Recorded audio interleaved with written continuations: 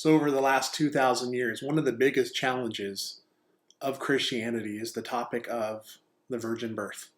And today we read in Luke chapter 1 that Mary was visited by an angel and was told that she would conceive a child through the supernatural power of God.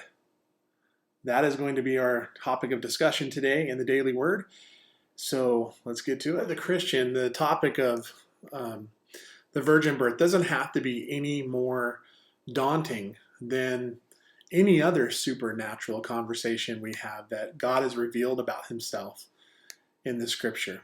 So for this topic, I want to ask three questions. Number one, is the virgin birth even possible? Is it possible that this could happen? Number two, did it fulfill prophecy? Did this scene that Luke just wrote about, was that a fulfillment of prophecy? And number three, was it necessary? Is the virgin birth even necessary? So let's get into it. Was it possible? Here's what one theologian says. The only reason to doubt the possibility of the miracle itself would be a prior commitment to a philosophical naturalism. That is, the belief that the material world is all that exists and that there is no such thing as God or supernatural intervention. So this one's easy to answer. If you don't believe that there's a God, of course you're going to reject the virgin birth, any concept of virgin birth. It goes against everything that you believe. But if there is a God, and God created everything, the universe, the world we live on, mankind, animals, fish, trees, plants, insects. If God created all of that, would the virgin birth be a challenge for him? No, the virgin birth would not be a challenge for him. Why?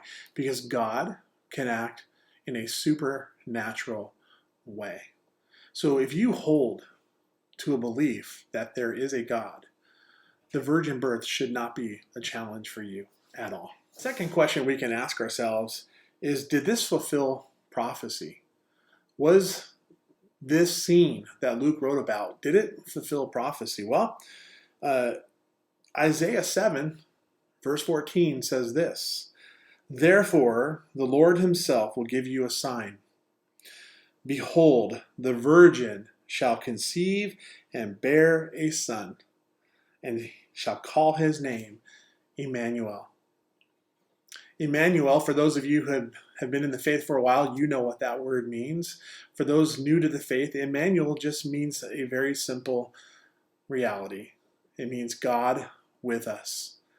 700 years before the birth of Christ, Isaiah the prophet told us exactly how the Messiah was going to come into the world.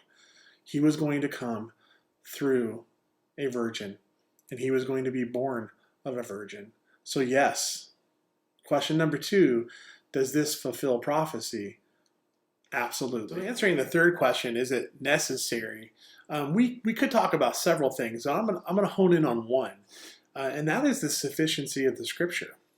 Is it necessary that there was a virgin birth? I would say yes, because we need to hold to the sufficiency and the inerrancy of all scripture. So the fact that Isaiah prophesied a virgin birth, the fact that it's in the Gospels that there's virgin birth, the scripture stands on this. Because if this does not stand as true, then what else doesn't stand as true? So the resurrection, the miracles of Christ, everything falls if the scriptures are not true on this. So is the virgin birth necessary?